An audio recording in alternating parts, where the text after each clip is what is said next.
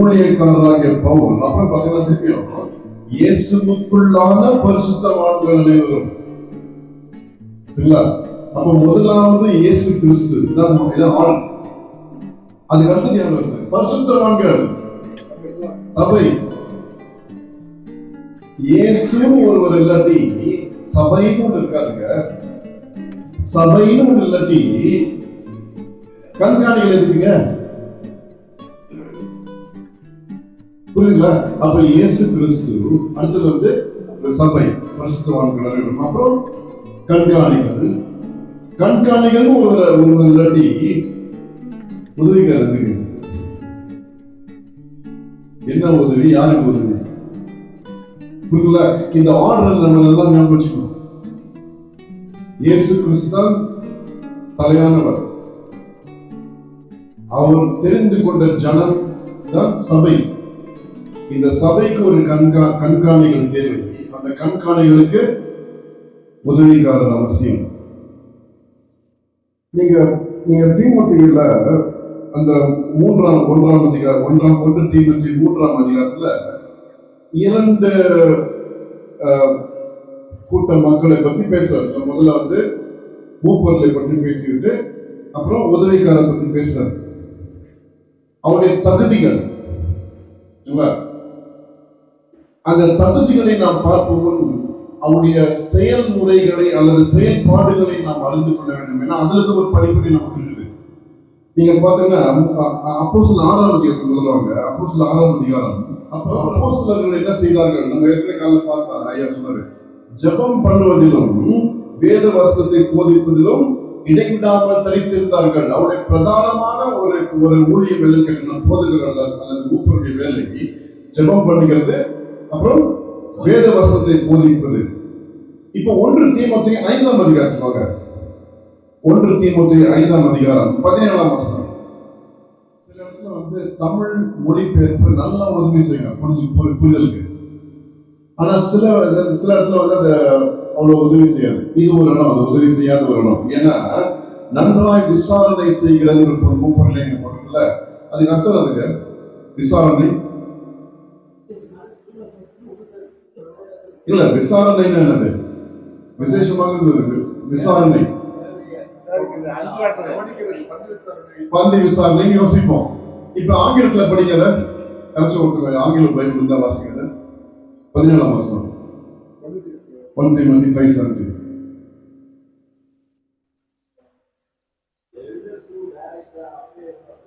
Direct the affairs, direct the affairs of the church. அப்புறம் இன்னும் நீங்க உங்க ESV-ல இருக்கு ரூல். சரிங்களா? அப்ப டைரக்ட், அது வந்து ஒரு டைரக்டர் மாதிரி, இது வந்து ரூல் மாதிரி. அப்ப யாருங்க வந்து சபையினுடைய தீர்மானங்களை எடுக்கிறது வேதத்தின் படி பார்த்தீங்கன்னா ஊப்பர்ல தாங்க. சரிங்களா? சரி, இன்னொரு விஷயம் வந்து அவர்கள் எப்படி, அதாவது மூப்பர்கள் அல்லது நம்ம உதவிக்காரனை எப்படி தேர்ந்தெடுத்தார்கள் என்பதுல வந்து ஒரு படிப்பு இருக்கீங்க. அப்போஸ்தலர் 6ஆம் அதிகாரத்துல 3ஆம் வசனம். அதனால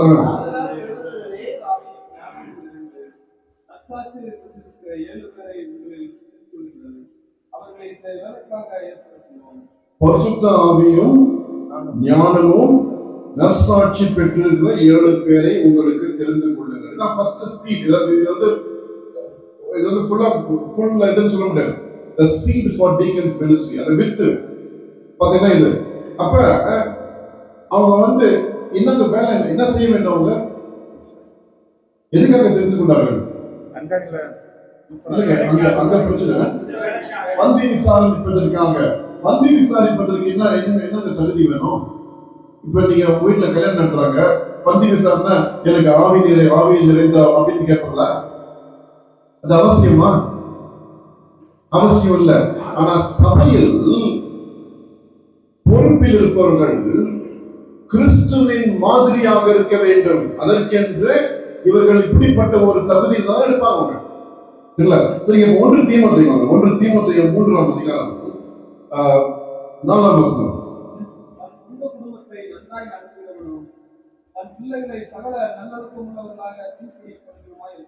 இது யாரை பத்தி பேச போறப்பட்டது? இது யாரை பத்திங்க? அது மூப்பர்கள் என்ன பண்ணுமா, சொந்த குடும்பத்தை நன்றாய் நடத்துகிறவன். 12ஆம் வசனம். இப்ப வந்து உதவிக்காரர்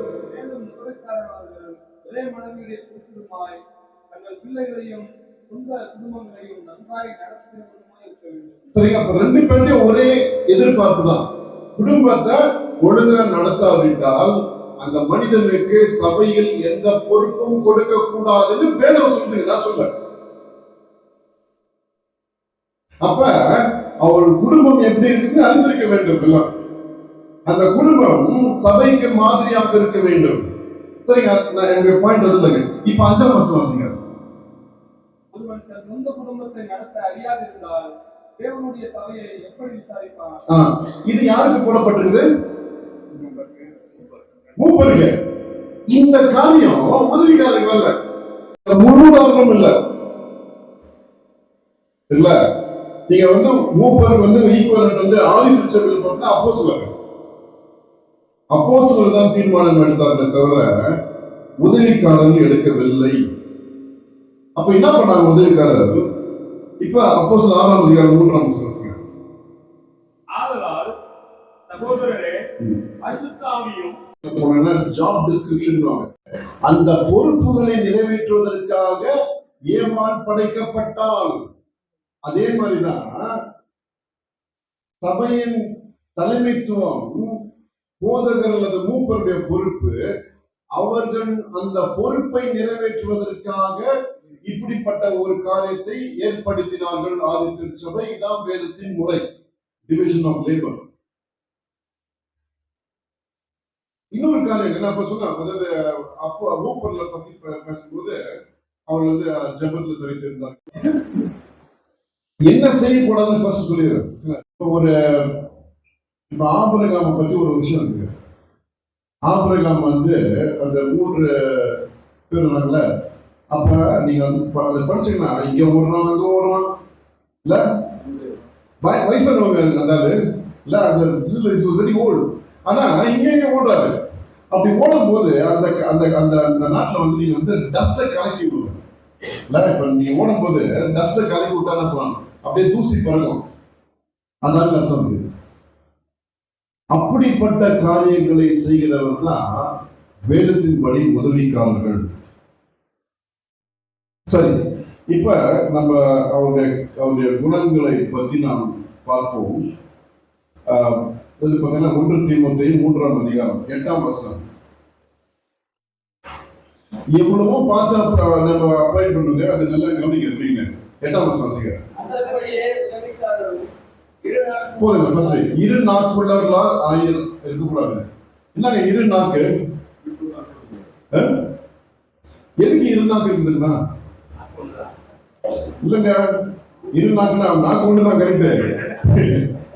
பாம்புக்கு 2 நாக்கு இருக்குங்க, அது பிரிஞ்சு வரும். சரிங்களா? அப்ப அதாவது அந்த மாதிரி இருக்கக்கூடாது. இங்க இங்க வந்து அப்படி இங்க ஏற்ற மாதிரி நடிக்கிறது இல்லை. இவங்களுக்கு என்ன டியூன் பிளே பண்ணா அவங்க சொக்குவாங்கன்னு தெரியும். அவங்களுக்கு அந்த அந்த டியூன் பாம்பாட்டி மாதிரி இல்ல, இங்க போய் இந்த டியூன் பிளே பண்றது, அங்க போய் இன்னும் டியூன் பிளே பண்றது, எல்லா பக்கமும் டியூன் பிளே பண்ணி எல்லாம் ஓடலாம். ஆனா என்னைக்காவது நான் அச்சு தீர்வாங்க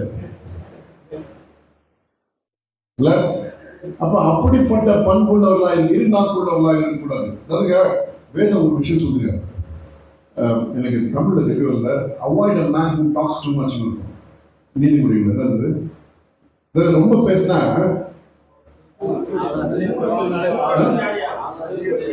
இல்ல, அது இல்லைங்க, அது இல்லைங்க. அவாய்ட் a man, ரொம்ப பேசினா அவங்களுக்கு தள்ளி நின்றுறாரு. நீங்க சொல்ற அந்த வசனம் கரெக்ட். அதாவது சொற்கள் மிகுதியால் பாவம் இருக்க அங்க இருக்குல்ல. அப்ப ரொம்ப ஒருத்தர் வாய், அதாவது சில பேர்லாம் வாய் இருந்தா மூட மாட்டாங்க இல்ல, பேசிக்கிட்டே இருப்பாங்க. அப்படிப்பட்ட மக்கள் வேணும் என்ன சொன்னா இந்த சொற்கள் மீதெல்லாம் பாவம் இருக்கும். அப்ப அவாய்ட் பண்ணணும். ஏன்னா இந்த இந்த இரு நாட்களுங்களா ஒருத்தர் வந்து ஒரு இடத்துல பேசணும் அடுத்த பேசணும். அப்ப இப்படிப்பட்ட மனிதர் நாங்க இருக்கக்கூடாது. அந்த அளவுக்கு அவங்களை வந்து நம்ம என்ன பண்ணிடணும், அறிந்திருக்க வேண்டும். இப்ப இன்னொரு விஷயம் நடந்திருக்குது. அதாவது வேற சேர்ந்த குழந்தைங்க டீக்கன் வைப்பாங்க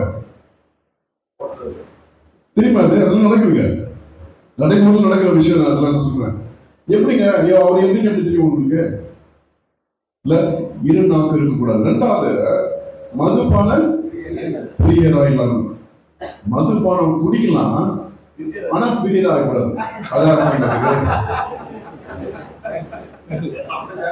இப்ப நான் சொல்றேன். இப்ப என் நான் வந்து காஃபி பிரியருக்கு தெரியல, எனக்கு காஃபினா உயிர். இப்ப சில பேர் எங்க வீட்டுல எங்க ஒய்ஃப் எல்லாம் அப்படி கிடையாது. காஃபி பிடிப்பா ஆனா பிரியர் கிடையாது. அது மாதிரி இது சரிங்க. இன்னொரு வாசம் சொல்றேன், நீங்க படிங்க. நீங்க 5ஆம் அதிகாரம் 73ஆம் வசனம் 1 நீ இனிமேல் தண்ணீர் மாத்திரம் குடியாமல் வயிற்றுக்காகவும் அடிக்கடி கொஞ்சம் சரிங்க.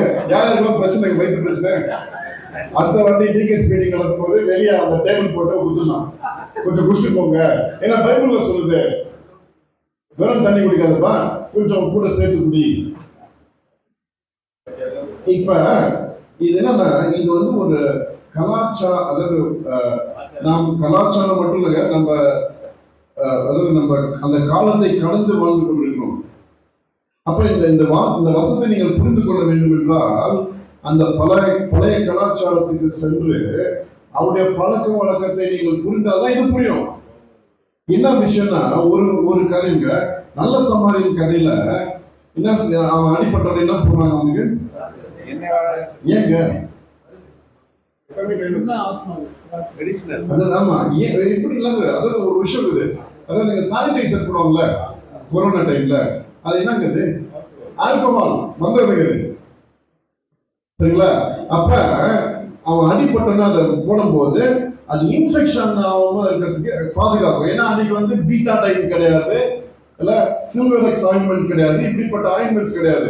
ஸோ உங்களுக்கு வந்து ஆன்டிசெப்டிக்கா நீங்க ஒரு மருந்து ஒரு காலத்தை யூஸ் பண்ணணும். நீங்க திராட்சை ரசம், ஏன்னா ஆல்கஹால் இருக்குது, அது ஒண்ணு மருந்து.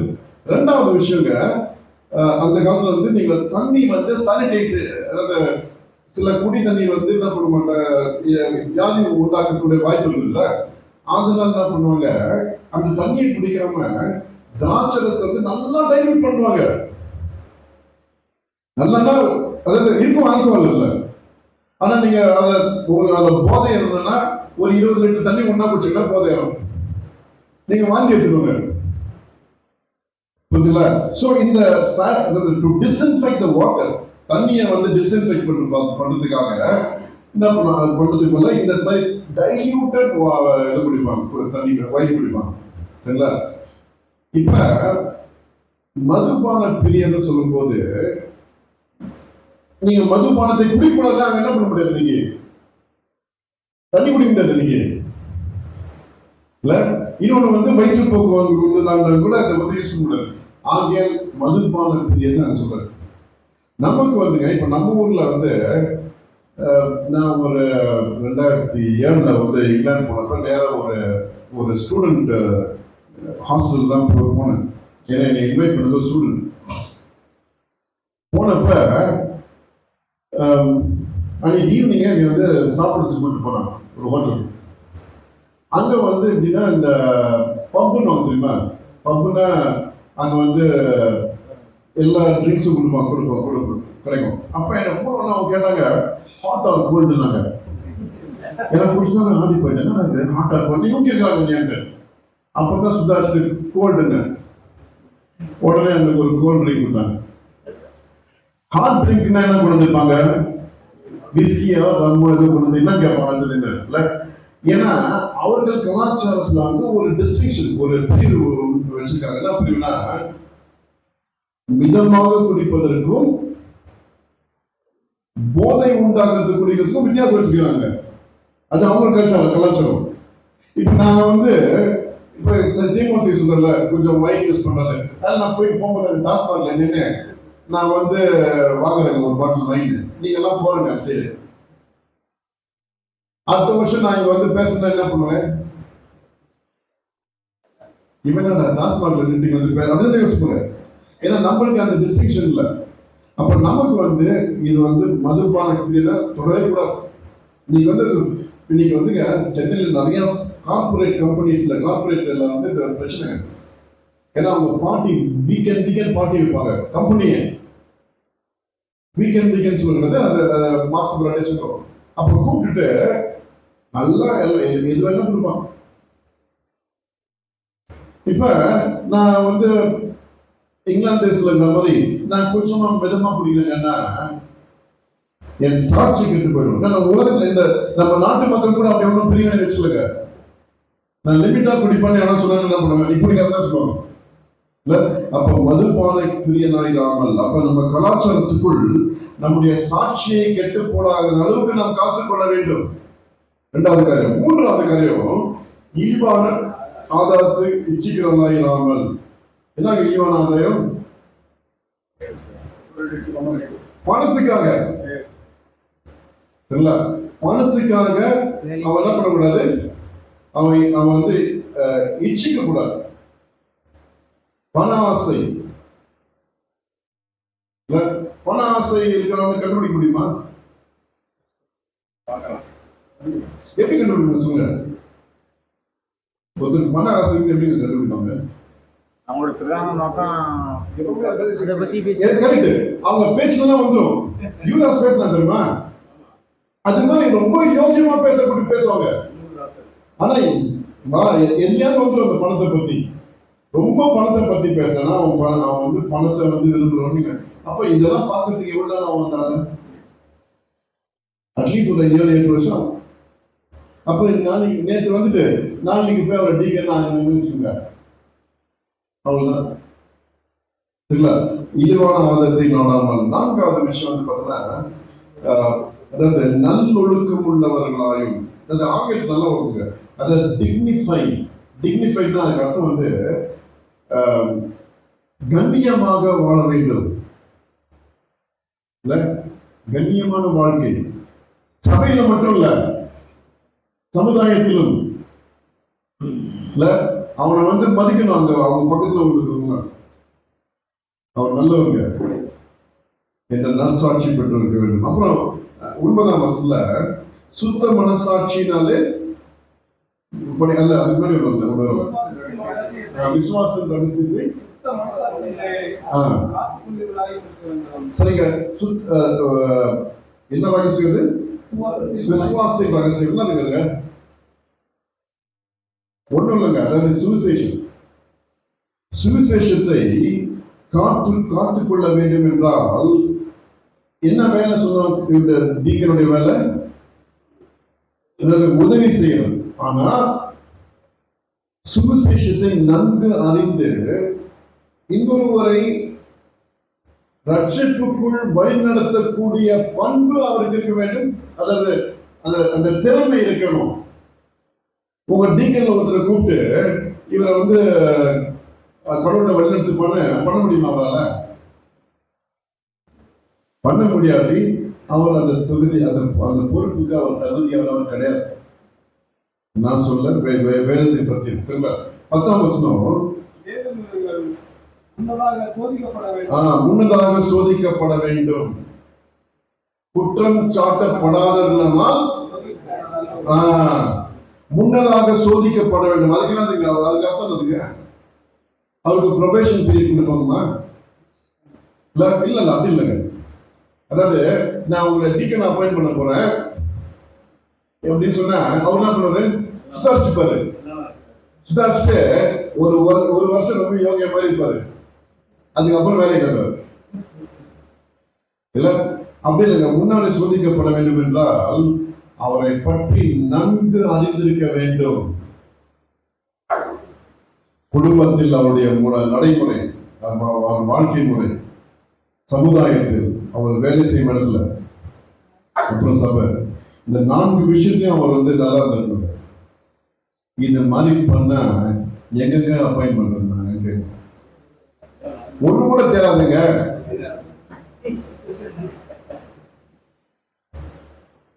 உண்மைங்க. ஏன்னா இந்த அளவுக்கு பார்த்தா, ஏன்னா அவசரமா ஒருத்தரை கொடுத்துட்டு இல்ல நிறைய பேர் இந்த திருமண வெப்சைட்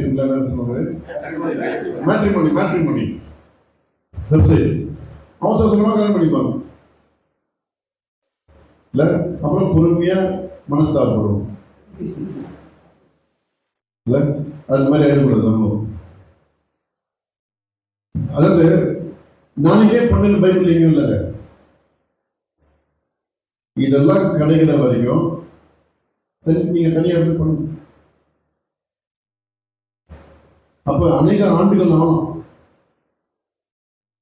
இந்த சைனீஸ் லாங்குவேஜ் தெரியுமா? சைனீஸ் லாங்குவேஜ் வந்துங்க, அது மூங்கிடுது. நீங்க என்னதான் தண்ணி ஊற்றி நல்லா வச்சுனாலும் வளரவே வளர்ந்துங்க. அது சின்னதா இருக்கும். ஆனா ஒரு எத்தனையோ வருஷம் ஞாபகம், எத்தனையோ வருஷத்துக்கு அப்புறம் திடீர்னு வளர்தான் நினைக்கிறேன். அது வரைக்கும் அது என்ன பண்ணா அந்த வளர்ச்சிக்கு என்று ஆயத்தப்படுத்துகிறது தன்னை. கொத்தமல்லி எல்லாம் போடுச்சுங்க, கொத்தமல்லி போடுனா 2 நாள் வந்துடும், பண்ணுவோம்ல. அப்படி கிடையாதுங்க.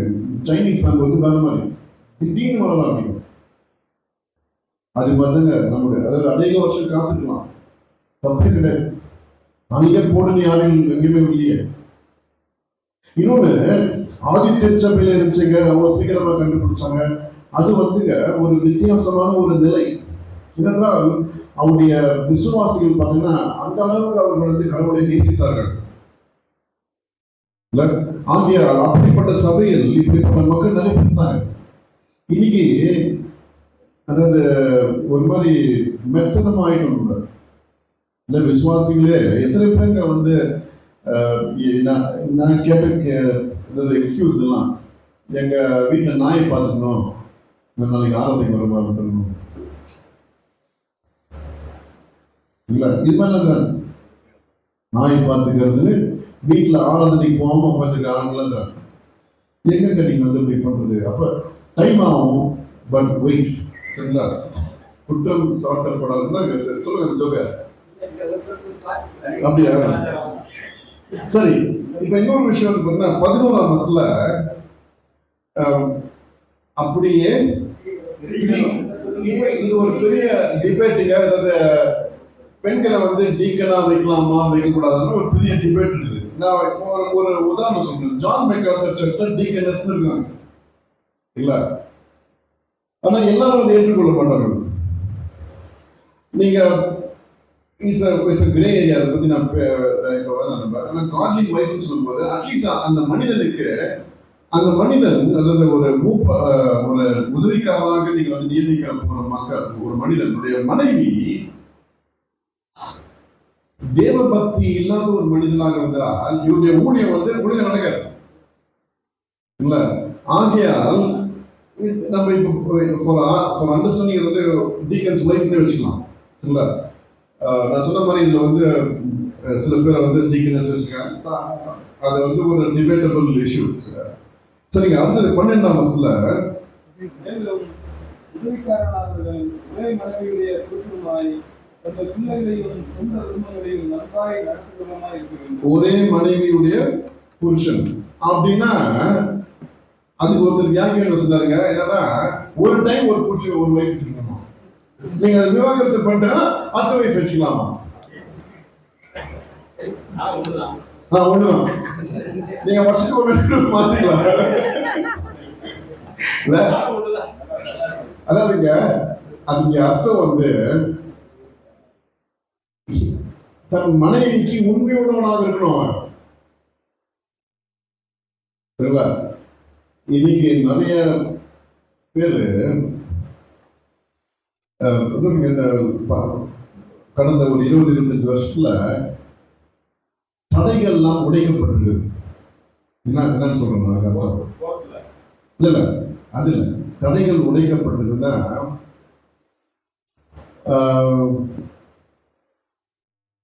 அதாவது நீங்க முந்தி வந்து ஒரு ஒரு ஒரு மனிதன் ஒரு ஆண் ஒரு பெண்கிட்ட பேசினா எப்படி பேச முடியும்? நேரா பேசணும். ஒரு 30 வருஷம் முன்னாடி இல்ல நேரா பேசணும். இன்னைக்கு வந்து அப்படி அவசியம் இல்லை, போன் வந்துருச்சு. சரிங்களா? அப்ப சில பேர் வந்து நன்றாக நல்ல நோக்கத்தோடு ஒரு சில சமயத்துல வந்து ஒரு பெண் வந்து குடும்பத்துல பிரச்சனைகள் வந்து ஒரு ஒரு சபையை மூவ் பண்ணியோ இல்லை சொல்றாங்க. என்ன ஆகும்னா இது வந்து அப்படியே போக போக போக எங்க வந்து ரகசியம் சொல்லப்படுகிறதோ அங்க வந்து உணர்ச்சி பூர்வமான நெருக்கம் வருவதற்கு எல்லா வாய்ப்புகளும் உண்டு. இமோஷனல் அட்டாச்மெண்ட் பண்ணுவாங்க. சரிங்களா? அப்ப சில இன்னும் எனக்கு தெரியும் சில சபையில் நடக்கிற விஷயம் வந்து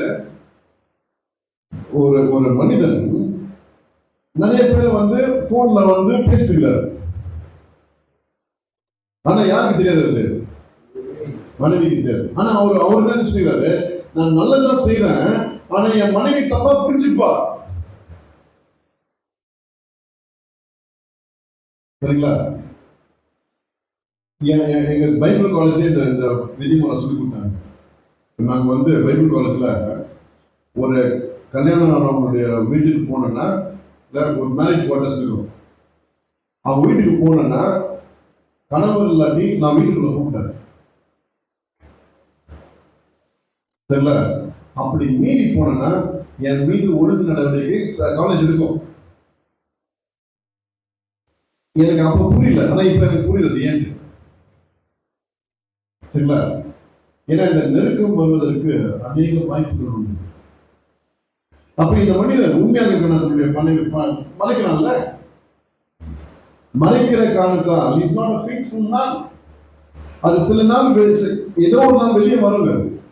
எந்த விஷயத்தை நீங்க வந்து தொடர்ந்து மறைச்சிருக்க முடியாது. ஆகியா ஒரு மனிதன் தன்னுடைய குடும்பத்திற்கும் தன்னுடைய மனைவிக்கு உண்மை உள்ளவனாக இருக்க வேண்டும். சரிங்க, அப்படி ஒரு பெண் வந்து கேட்டாங்க என்ன பண்றதுங்கன்னு கேட்டாங்கன்னா அதுதாங்க நல்ல மனைவியாக இருக்க வேண்டும். உங்க மனைவியை விட்டு பேச விட்டு நீங்க விளையாட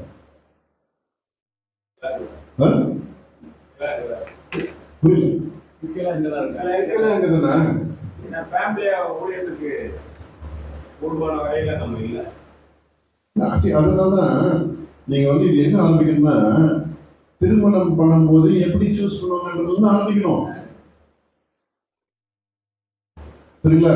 ஏன்னா அந்த அந்த தெளிவு இல்லாட்டி ஏதாவது என்ன பண்ணுவாங்க, எனக்கு ஒரு என்னுடைய சொந்தக்காரங்க ஒரு முடிச்சிருக்கிறாருங்களா, அவர் கேட்டது ஒரே ஒரு விஷயம், 2 விஷயம். எனக்கு வந்து உயரமா வெள்ளையா ஒரு பொண்ணு வேணும். கட்சிச்சுங்க. ஆனா அது தவிர வேற எதுவும் அது பின்ன.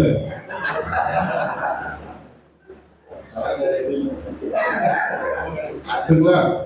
இப்ப என்ன ஆச்சுன்னா அவர் ஊழியத்தை முற்றுப்புள்ளி வச்சாச்சு. கேட்டல வச்சுக்கோ போ, அப்படியே போ. சரிங்களா? அங்க இருந்து ஆரம்பிக்கணும். சரியான கடவுளுக்கு பயந்த பெண்ணை நாம் தெரிந்து கொள்ள வேண்டும். அப்பதான் என் ஊழியம் செய்ய முடியும். ஏங்க வெள்ளையா உயரமா வச்சிருந்தா நீங்க ஷோகேஸ்ல பின்னாடியா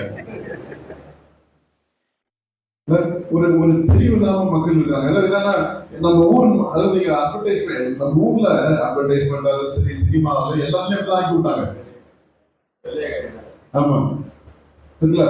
ஆகியால் நம்ம வந்து சபையில அப்படிப்பட்ட ஒரு காரியத்தை நம்ம வந்து முக்கியத்துவம் கொடுக்கூடாது. சரிங்களா? கடைசியில 12ஆம் வருஷத்துல தங்கள் பிள்ளைகளையும் சொந்த குடும்பங்களையும் நன்றாய் நடத்துகிறவர்களாய் இருக்க வேண்டும். ஏன்னா நான் சொன்னேன், இங்க ஒரு மாதிரியாக இருக்க வேண்டும். ஒரு உதவிக்காரர் சபைக்கு அவங்க செய்யற வேலை வந்து ஒரு ஒரு ஆர்டினரி வேலையா இருந்தாங்க. ஆனா சபைக்கு மாதிரியாக இருக்க டிக்னிட்டி ஆஃப் லேபர்னு சொல்லுவாங்க. அதுக்கு அர்த்தம் என்ன, எந்த வேலை செய்யறவங்களா இருக்கட்டும், ஆனா அதுக்கு ஒரு கண்ணியம் இருக்குது. ஏன்னா அவர் வேலை செஞ்சு சம்பாதிக்கிறார், கடவுளுடைய முறையை கடவுளுடைய சித்தத்தை நிறைவேற்றுகிறார். அப்ப ஆகையால் அவர் யாராலும் தன்னுடைய குடும்பத்தை அவர்கள் நன்றாய் நடந்திருக்க வேண்டும். சரி, இன்னும் ஒரு விஷயத்தை நான் சொல்றது, இப்படிப்பட்ட செயல்முறைகள் பழைய ஏற்பாட்டுல இருந்துச்சாங்க கேட்டீங்கன்னா, டீக்கன்ஸ் இருந்தாங்களா பழைய ஏற்பாட்டுல? இல்லைங்க. ஆனால் இதற்கு ஒரு வித்து பழைய ஏற்பாட்டுல இருக்குது. நான் சில வசனங்கள் சொல்றேன், நீங்க கொஞ்சம் வாசனம் பார்க்கலாம். யாத்திராகமம் 17ஆம் அதிகாரம் 11ஆம் வசனம் 12ஆம் வசனம். மோசே தன் கையை ஏறெடுக்கையில் இஸ்ரவேல் மேற்கொண்டார்கள். அவன் தன் கையை தாழ விடுகையில் அமலேக்கு மேற்கொண்டார். மோசே கையில் அசந்து போயிற்று. அப்பொழுது அவர்கள் ஒரு கல்லை கொண்டு வந்து அவன் கீழே வைத்தார்கள். அது மேல் உட்கார்ந்தார். ஆரோனும் ஊரும் ஒருவன் ஒரு பக்கத்திலும் ஒருவன் மறுபக்கத்திலும் இருந்து அவன் கைகளை தாங்கினார்கள். இவ்விதமாய் அவன் கைகள் சூரியன் அஸ்தமிக்கும் வரைக்கும் ஒரே நிலையாக இருந்தது. சண்டை போட்டு இப்ப மோசே கையை தூக்கும் போது அமலேக்கியர் வந்து தோத்தாங்க இல்ல, இறக்குனா அப்ப இவன் கையை தூக்கிட்டு இல்ல பனிஷ்மெண்ட் மாதிரி ஆச்சு இல்ல. அவர் நின்றுட்டு தானே எப்படிங்க என்ன பண்ண முடியும், இவங்க ஏறி பிடிச்சிக்க முடியும். ஸோ என்ன பண்ணாங்க, 2 பேர் அவரை உட்கார வச்சாங்க. உட்கார வச்சுட்டு 2 பேர் என்ன பண்ணாங்க, அழகான ஒரு ஒரு ஒரு ஒரு உருவகம். யார் டீக்கன்ஸ் அந்த ஆமா அதுதாங்க. அவர் தன்னுடைய பணியை செய்வதற்கு உதவி செய்த 2 பேர் வந்தாங்க. இந்த டீக்கன்ஸ் வார்த்தை பழைய ஏற்பாட்டில் இல்லைங்க, ஆனா அந்த எக்ஸாம்பிள் இருக்கு. சரி, அது 17ஆம் அதிகாரம் 18ஆம் அதிகாரம் 19ஆம் வசனம் முதல் 23ஆம் வசனம் வரை. உமக்கு ஒரு ஆலோசனை சொல்லுகிறேன். தேவனும் உம்மோடு கூட இருப்பார். நீ தேவ சன்னதியிலே ஜனங்களுக்காக இரும். விசேஷித்தவர்களை தேவனிடத்தில் கொண்டு போய் கட்டளைகளையும் பிரமாணங்களையும் அவர்களுக்கு வெளிப்படுத்தி அவர்கள் நடக்க வேண்டிய வழியையும் அவர்கள் செய்ய வேண்டிய காரியத்தையும் அவர்களுக்கு தெரியப்படுத்தும். ஜனங்கள் எல்லாருக்குள்ளும் தேவனுக்கு பயந்தவர்களும் உண்மையுள்ளவர்களும் பொருளாசையை வெறுக்கிறவர்களுமான திறமையுள்ள மனிதரை தெரிந்து கொண்டு அவர்களை 1000 பேருக்கு அதிபதிகளாகவும் 100 பேருக்கு அதிபதிகளாகவும் 50 பேருக்கு அதிபதிகளாகவும் 10 பேருக்கு அதிபதிகளாகவும் ஏற்படுத்தும். அவர்கள் எப்பொழுதும் ஜனங்களை நியாயம் விசாரித்து பெரிய காரியங்கள் யாவையும் உன்னிடத்தில் கொண்டு வரட்டும், சிறிய காரியங்கள் யாவையும் தாங்களே திருத்தட்டும். இப்படி அவர்கள் உம்மோடு கூட இந்த பாரத்தை சுமந்தால் உமக்கு லகுவாய் இருக்கும். சரிங்க, கடைசியில பாரத்தை சுமந்தால் அங்க வந்து அவங்க கையை தாங்க பிடிச்சாங்க. இங்க வந்து ஒரு சில பேர் வந்து அவங்க நினைக்கிறாங்க எதுக்குன்னா இந்த பாரத்தை சுமப்பதற்காக உதவி செய்த மக்கள். சரிங்களா, அது 2வது உதாரணம். 3வது உதாரணம் வந்து அதே யாத்திராகமம் 32ஆம் அதிகாரம் 32 26 27.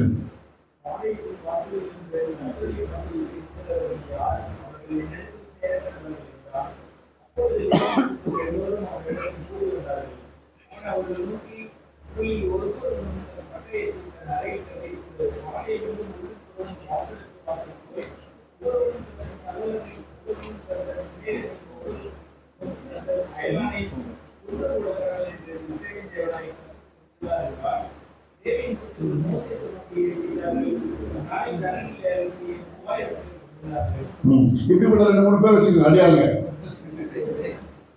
அவனை போய் அவர் கதையை போட்டுதான் முடிச்சுக்கணும் அப்படி இல்லைங்கிறது. அதை வந்து பழைய பாட்டில் நீங்க புரிஞ்சுக்கணும். அப்ப இதை வந்து என்னன்னா சில எல்லா வேலைகளும் எல்லாம் ஒரே செய்யல, அதுதான் அர்த்தம் இல்ல. அதாவது கையை தூக்கி பிடிச்சாங்க, அப்புறம் வந்து சில பேரை தேர்ந்தெடுத்து விசாரிக்க வச்சாங்க. இங்க வந்து கொள்வதற்கு ஒரு உதவி செய்தார்கள். லேவியராகமம் 14ஆம் அதிகாரம் 21ஆம் வசனம். Leviticus 16:21.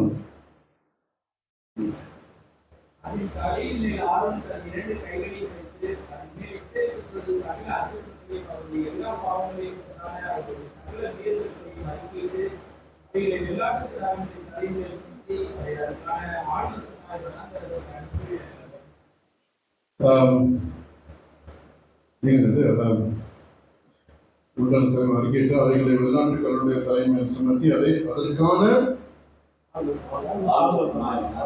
நீங்க இங்கிலீஷ்ல வாசிக்கலாம், இங்கிலீஷ்ல வாசிக்க லெவிட்டிகஸ் 16:21. இந்த வார்த்தை தமிழ்ல வருது. 21. Who is in readiness? அதுக்காக வெயிட் பண்ணுதான். எதுக்கு? இந்த இந்த ஆடை வனத்துக்கு கொண்டு போறதுக்கு இல்ல. அப்ப அவரே எல்லாம் பண்ணிட்டு அவரே வந்து அவரும் போவாரா? இல்லைங்க. அப்ப உதவி செய்த மக்கள் இன்னும் ஒரே ஒரு வசனங்க, என்னாகமம் 11ஆம் அதிகாரம் 16-17. பின்பு மோசே கோராவை நோக்கி, நீயும் உன் கூட்டத்தார் யாவரும் நாளைக்கு கர்த்தருடைய சந்நிதியில் வாருங்கள், நீயும் அவர்களும் ஆரோனும் வந்து. 16:17. அப்பொழுது கர்த்தர் மோசேயை நோக்கி, இஸ்ரவேல் ஜனங்களுக்கு மூப்பரும் தலைவருமானவர்கள் இன்னார் என்று நீ அறிந்திருக்கிறாயே. அந்த மூப்பரில் 70 பேரை கூட்டி அவனை ஆசரிப்பு கூடாரத்தின் மேல் அங்கே உன்னுடைய கூட வந்து நிற்கும்படி செய். அப்பொழுது நான் நெருங்கி வந்து அங்கே உன்னுடைய பேசி, நீ ஒருவன் மாத்திரம் ஜனங்களின் பாரத்தை சுமக்காமல் உன்னுடைய கூட அவர்களும் அதை சுமப்பதற்காக உண்மையில் இருக்கிற ஆவியை அவர்கள் மேலும் வைப்பேன். அவரும் சேர்ந்து என்ன பண்ணுவாங்க, இந்த பாரத்தை ஒன்று. அப்ப சபையை ஆளுகை செய்வது என்பது பாரம். அது ஒரு ஸ்லாக்கியம், ஒரு பாரம், ரெண்டும். அப்ப இந்த பாரத்தை நான் தனியாக சுமப்பது வேதத்தின்படி சரியல்ல. இதை என்னோடு சேர்ந்து சுமப்பதற்கு சிலர் நியமிக்கப்படுகிறவர்கள், அவர்கள்தான் உதவிக்காரர்கள். கண்காணிப்பவர்களை கண்காணிப்பதற்காக அல்ல, ஆளுகை செலுத்துவதற்காக அல்ல. நான் நேற்று ஒன்று சொன்னேன், அதாவது church has two faces. ஒன்று வந்து சபைக்கு, இன்னொன்று அரசாங்கத்திற்கு.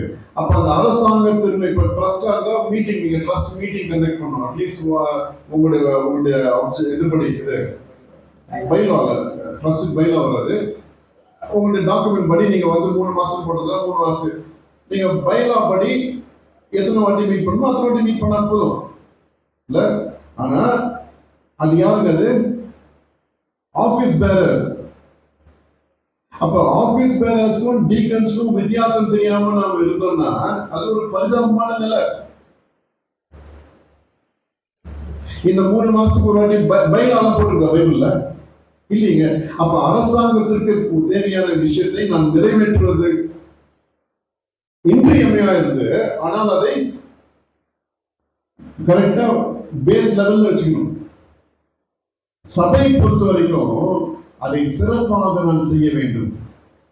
அப்ப சபையில் நீங்க சொன்ன மாதிரி மூப்பர்களின் பன்மைத்தன்மை, அவர்கள் கூடி தீர்மானத்தை எடுத்து அந்த தீர்மானத்தை நிறைவேற்றுவதற்கு இருப்பவர்கள் தான் உதவிக்காரர்கள். ஆபீஸ் பேரர்ஸ் அது கூட தனியா இருக்கலாம். அப்ப சரிங்க. இப்ப பழைய ஏற்பாடுல இருந்து நிறைய விஷயம் பார்க்க எப்படி இருந்து பழைய ஏற்பாடுல இருந்து ஒரே ஒரு சில விஷயத்த சொல்லி நான் முடிச்சேன். அதாவது பாத்தீங்கன்னா சரிங்க, இன்னைக்கு என்னங்க செய்ய முடியும்? டீக்கன்ஸ் உதவிக்காரர்கள் நான் சொன்ன மாதிரி ஸ்டாண்டர்டா இல்ல, பைபிள்ல எந்த ஒரு பிரிஸ்கிரிப்ஷன் இல்லை. ஒரு சபைக்கும் தேவையான மாதிரி அந்த பொறுப்புகள் மாறும். இப்ப வந்து ஒரு சபைக்கு வந்து ஆலய வளாகம் இருக்குது, அதை மெயின்டைன் பண்றது டீகன்ஸ் பண்ணும் இல்ல. டு மெயின்டைன் த ஃபெசிலிட்டி, அதற்கு வேண்டிய எல்லா விஷயத்தையும் பார்ப்பது இல்ல. நீங்க மெத்தடிஸ்ட் போனீங்கன்னா பில்டிங் கமிட்டின்னு இருக்கும் இல்ல. அந்த பில்டிங் கமிட்டி என்ன பண்ணுவாங்க, அதை வந்து எல்லா டாக்ஸ் கட்டுறது எல்லாம் அவங்களே பார்த்துப்பாங்க. பாஸ்ட் போயிட்டு பண்ண முடியாது, மூப்பர் பண்ண தேவையில்லை. அப்போ ஃபெசிலிட்டி. ரெண்டாவது வந்து சபையில வந்து சபையில் உள்ள மக்களுடைய தேவைகளை சந்திப்பது. உதாரணத்துக்கு வந்து ஒருத்தர் வந்து ஆபரேஷன் நடக்கும் போது இல்ல, அவருக்கு வந்து ஜெபம் பண்ணணும். கண்டிப்பா போதகர் தான் போய் ஜெபம் பண்ணணும் எதிர்பார்ப்பாங்க. யாரு? விசுவாசிகள். ஆனா நீங்க வந்து ஸ்லோவா அதை மாற்றணும். அப்படிப்பட்ட கலாச்சாரம் பாஸ்டருக்கு வந்து எந்த ஒரு ஸ்பெஷல் பவரும் இல்லை. டீக்கன்ஸ் ஜெபத்தை கேட்கிற பாஸ்டர் ஜெபத்தை கேட்கிற கடவுள் டீக்கன்ஸ் ஜெபத்தையும் கேட்பார். அப்ப இதை போதிப்பது நம்முடைய கடமை இல்ல. இந்த சில பேர்லாம் இதெல்லாம் மப்பு மாதிரி அப்படியே வச்சுட்டு இப்படியே ஓட்டிட்டு இருக்குது. ஏன்னா எல்லாம் எங்க வந்து நல்லா இல்ல. அதிகாரம் மப்பு தெரியுமா? மப்புனா தெரியல. எங்க மெட்ராஸ் பாஷை அதிகார திமிர். திமிர் கிடையாது, போதை. கரெக்டுங்க, அதிகார போதை. மூன்றாவது காரியங்க நான் சொல்ற மாதிரி அவர் அதாவது ஃபைனான்சியல் டிரான்சாக்ஷன்ஸ் எல்லாம் பார்த்துக்கலாம். இன்னொரு ஒரு விஷயம் இருக்குங்க. இது வந்து நம்ம வந்து நிறைய சபை வந்து இந்த ஒரு வார்த்தை கேள்விப்பட்டே இருக்கோம். அஷர்ஸ் நான் தெரியுமா? அப்படிங்கிற அர்த்தம் அஷர்ஸ். அஷர்ஸ் என்னன்னா, இப்போ வந்து உங்க சபையில வந்து நீங்க வந்து ஆராதனை நடக்குது இல்ல, ஆராதனை நடக்குது. இங்க முன்னாடி நாலு சேர் வந்து காலியா இருக்கும். ஆனா சில பேர் என்ன பண்ணுவாங்க, அங்க இருந்து பார்த்து தெரியாது. அப்ப என்ன பண்ணுவாங்க, ஃபுல்லா அங்க வெளியே நின்றுவாங்க. தெரியல, கேட்டீங்களா? சில பேர் வேறுட்டு நிற்பாங்க, அது வேற விஷயம் இல்ல. வேறுட்டு நிக்கிறவங்க எதுவும் பண்ண முடியாது. அப்ப அஷர்ஸ் அந்த டீக்கன்ஸ் என்ன பண்ணா, அப்படியே அவங்க வர மக்களை வந்து கூப்பிட்டு வந்து கரெக்டா உட்கார சரிங்களா? அஷர்ஸ் பேரு அந்த வேலை பண்ணலாம். அப்புறம் பொதுவா வந்து பார்த்தீங்கன்னா எல்லா லாஜிஸ்டிக்ஸ், இந்த லாஜிஸ்டிக்ஸ் தமிழ் சொன்னாங்க. அதாவது எல்லா இன்க்ளூஸ் எவ்ரிதிங். அநேக இப்போ ஒரு விபிஎஸ் நடத்துறாங்க இல்ல, விபிஎஸ் நடக்கும் போது சில வந்து வேன் அரேஞ்ச் பண்ணுவாங்க. அந்த வேனை பார்த்து அது மாதிரி எல்லா சின்ன சின்ன சின்ன விஷயத்தெல்லாம் வந்து பிளான் பண்ணி எக்ஸிக்யூட் பண்றது தான் இந்த டீக்கன்ஸ் பண்ணுவாங்க. நான் சொன்ன மாதிரி இதெல்லாம் வந்து நம்முடைய சபை தேவைக்கு ஏற்ப நாம் வந்து வரையறுத்து கொள்ள வேண்டும். இது வந்து ஒரு சபை பின்பற்றுறது ஒரு சபை பின்பற்ற முடியாது, பண்ணவும் கூடாது, அவசியம் இல்லை. இப்போ உங்க சர்ச்சுக்கு பில்டிங்கா இல்லாட்டி நீங்க என்ன பண்ணுவாங்க, பில்டிங் கமிட்டி போடுவாங்க இல்ல, போட மாட்டாங்க. அவங்க தேவைக்கு ஏற்ப நீங்களே முடிவு பண்ண வேண்டும். சரிங்களா?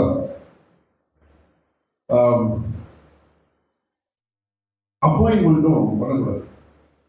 போதகர் அப்பாயின்மெண்ட் டீக்கன் சொல்லக்கூடாது இல்ல. ஏன்னா இது வந்து சில சபையில் பண்ணுவோம். அது எப்படின்னா, ஒரு மேனேஜருக்காக இன்டர்வியூ வர்றாரு, பியூன் வந்து மேனேஜர் இன்டர்வியூ பண்ண முடியும். அது மாதிரி இருக்கு. நான் அதை ஏனமா சொல்லல, எதுக்கு சொல்லுவாங்கன்னா, அதாவது ஒரு முரண் இருக்குது. மூப்பர்கள்னா மூப்பர்களை தேர்வு செய்ய வேண்டும். மூப்பர் தான் உதவிக்காரங்க வந்து என்ன பண்ணுவோம், உதவிக்காரங்க வேற மாதிரி தேவைப்படாது.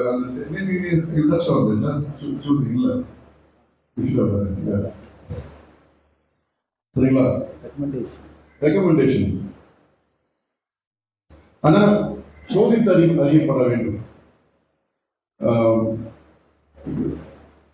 ஒருத்தர் அப்பாயிண்ட் பண்ண போனா அவரை பத்தி சபையில் அட்லீஸ்ட் ஓரளவுக்கு உள்ள விசுவாசிக்காக அவருக்கு தெரிஞ்சுக்கணும். அவங்களால சாட்சி கொடுக்கணும்.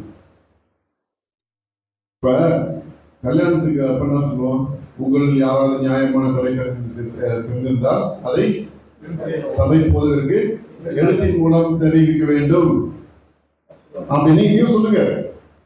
நாங்க இவரை வந்து அப்பாயிண்ட் பண்ண போறோம்,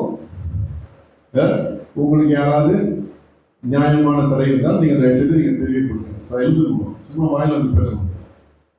தெரியல? சரி, முடிச்சு நான் சொல்ல வேண்டியது. கேள்வி உண்டா? வயசுன்னு இல்லைங்க, ஏஜ் லிமிட். ஹையர் லிமிட் கேட்கறா, எதர் லிமிட் கேட்கறா? Lower limit. Okay, lower limit sir. Lower limit கேட்கறேன் அப்படின்னு ஒன்றும் கிடையாதுங்க பைபிள்ல. ஆனா பொதுவா வந்து ஒரு ஒரு ஒரு வாலிபன், உதாரணத்துக்கு யோசிப்பு உங்க சபையில கிடைச்சுங்க, அவனை வந்து டீக்கனா போட்டு உங்க சபையை ஆரம்பிச்சுக்குவான். அப்படிப்பட்ட நடத்தையோட தான் பிரச்சனை. ஒரு வாலிபர் வயசுல வந்து ரொம்ப துருக்கு ஏதாவது பண்ணியிருப்பாங்க. தானியலை போல யோசிப்பை போல ஒரு மனிதன் எந்த பிரச்சனையும் இல்லை. நீங்க அப்பாயின்மெண்ட் குடும்பத்தை நடத்துகிறவர் அதுல டீக்கன்ஸ் இல்லைங்க, அப்ப திருமணம் பண்ணாட்டி அவன் டீக்கனை போகக்கூடாதா? வேதத்துல அதை அனுமதிச்சு. குடும்பம் இருந்தா அது ஒழுங்கா நடந்துக்கணும். அதாவது அதை வந்து அதை வச்சுட்டு அது திருமணமானவர்கள் சொல்லக்கூடாது இல்ல, சொந்த குடும்பத்தை நடத்த வேண்டும். ஆனா என்ன ஒரே ஒரு பிரச்சனை வந்து சில போதகர்கள் முக்கியங்க. ஏன்னா போதகர்கள் மூப்பர்ல இருந்து சில விஷயத்தை நீங்கள் அறிந்து கொள்வதற்கு உங்களுக்கு அனுபவம் அவசியம். ஆனா டீக்கன்ஸ்ல வந்து திருமணம் ஆனாதான் வந்து அப்பாயிண்ட் பண்ணிட்டு உதவிக்காரருக்கு ஓகேங்க. டீக்கன்ஸ் அதான் உதவிக்காரன் சொல்றாங்க. இது டீக்கன்ஸ் அவர் கேக்குறது டீக்கன்ஸ். இல்ல சொந்த குடும்பம் இல்லாட்டி என்ன பண்ணுங்க? ஓட்ட வேண்டியதா இல்ல உதாரணத்துக்கு வந்து இதாவது ஒரு செலிபசி என்னன்னா திருமணம் ஆகாம அந்த அந்த அதாவதுங்க செலிபஸ்னா எந்த ஒரு வாஞ்சி இருக்க திருமணம் செய்யணும். I'm happy. அப்ப அல்ல நான் என்ன சொல்லுவேன்னா அப்படிப்பட்ட நபர் இருந்தாருன்னா ஆமா, அதாவது ஒரு கண்டிப்பா திருமணம் ஆயிருக்குன்ற அவசியம் இல்லைங்க. அதான் சொல்றேன். இருந்தாலும் நீங்க பண்ணலாம். இல்ல ஒரு நல்ல ஒரு விசுவாசி, வாலிப விசுவாசி ரொம்ப ஒரு நற்சாட்சி பெற்றிருக்கானா அவங்க வந்து நீங்க பனிஷ் பண்ண கூடாது. நீங்க வந்து யாரை பனிஷ் பண்ணணும், உங்க சபையை நீங்க பனிஷ் பண்ணிக்கிற மாதிரி இருக்கு இல்ல. ஏன்னா அந்த லெவல்ல ஒருத்தர் அவன் வாலிபருக்கு ஒரு பெரிய மாதிரியா இருப்பான். அது வெளிநாடுகள்ல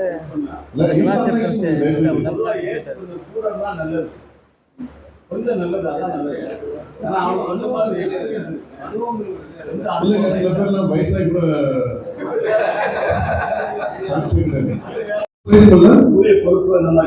ஆமா 50 வயசுல ரிட்டையர் ஆகணும். அதுவும் நிச்சயமாக 50 வயசுல ரிட்டையர் ஆயிட்டாங்க. பழைய 50 இயர்ஸ் தான் இருந்தது. சில பேர் இன்னைக்கு மூணுக்கு 50 வயசுக்கு அப்புறம் தான் வராங்க. ஏன்னா அவங்க வந்து ரிட்டையர்மெண்ட் பிளான் இது. சரி, வாலண்டரி ரிட்டையர்மெண்ட் கொடுத்து நான் வந்து போதகராயிரம் அது வந்து ஒரு அப்பாயின்மெண்ட். அதாவது வேதம் தெளிவா இது வந்து 2 விதமும் நீங்க பார்க்கலாம். இந்த வசதி இன்டர்பிரேஷன் பிரச்சனையா இருக்குது. ஆனா நான் சொன்ன மாதிரி சில ரிஃபார்ம் ரிசர்ச் டீக்கனஸ் தான் பண்றாங்க. யார் மத்தியில் ஊழியர்கள் அதிகம் வருதுல இந்த பெண்களுக்கு தான் ஊழியம். வெறும் பெண்களுக்கு என்று பெண்களை பிரத்யேகமாக நியமிக்கப்பட்டதான் டீக்கனஸ் அவங்க சபையில். அது அவங்களுக்கு புரிதல். அது ஒருத்தர் அப்படி பண்ணியாச்சுன்னா நீங்க வந்து அது பெரிய தவறுன்னு நீங்க சொல்லக்கூடாது. ஒரு